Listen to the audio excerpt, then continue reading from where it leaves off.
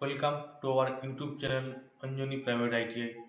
আমি ছোটন মাঝি, fitter instructor. আজ আমরা একটা টপিক নিয়ে ডিসকাস করব, যেটা হচ্ছে বেঞ্চ ভাইস। প্রথম আমরা দেখে নেব বেঞ্চ ভাইস কেমন দেখতে হয়। এটা হচ্ছে আমাদের বেঞ্চ ভাইস।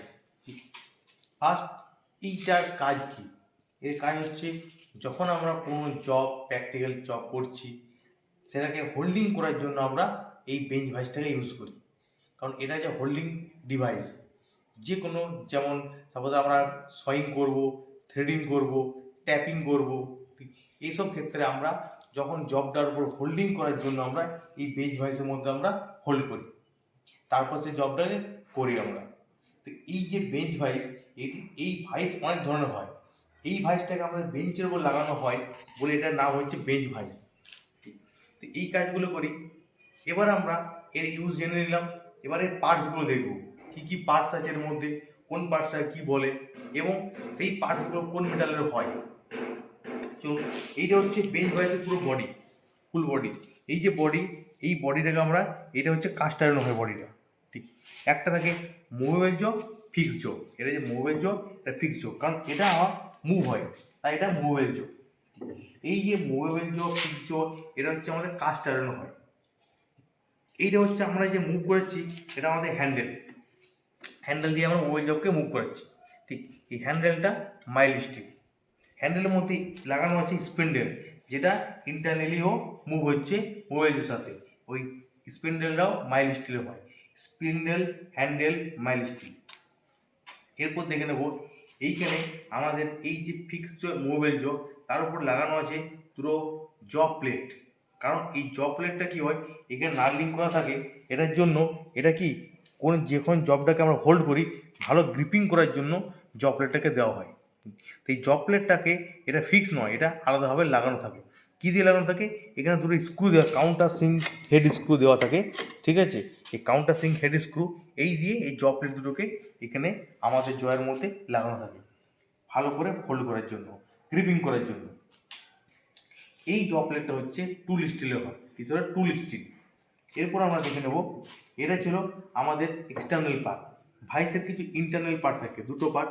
একটা, এই যে আমাদের মোবাইল যেটা মুভ হচ্ছে, কিসের উপর মুভ হচ্ছে? স্পিন্ডেলটার মধ্যে থ্রেড আছে, সেই থ্রেড স্পিন্ডেলটা কীরকম দেখতে হয়, স্পিন্ডেলটা কার মধ্যে মুভ হচ্ছে, সেটা আমরা একটা দেখবো। একটা ভাইস বলা আছে, এটা হচ্ছে আমাদের ইন্টারনাল স্পিন্ডেলটা। এটা হচ্ছে আমাদের স্পিন্ডেল।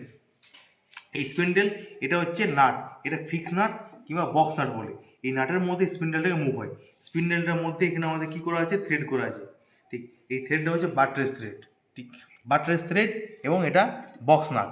এই বক্স নাটটা হচ্ছে আমাদের ফসফরাস ব্রোঞ্জ কিংবা গান মেটালের, মেনলি ফসফরাস ব্রোঞ্জ হয়। আর এইখানে আরেকটা থাকে স্প্রিং লাগানো থাকে, স্প্রিং, এবং স্প্রিংটা একটা পিন দিয়ে আটকানো থাকে, স্প্রিংটাকে পিন দিয়ে আটকানো থাকে। তো আমাদের বক্স নাট আর স্প্রিং, এটা হচ্ছে ইন্টারনাল পার্টস আমাদের বেঞ্চ ভাইসে, যেটা আমরা হ্যান্ডেল দিয়ে মুভ করলে এই থ্রেডের মধ্যে স্পিন্ডেলটা এবং মুভের জবটা মুভ হয়ে বেরিয়ে আসছে।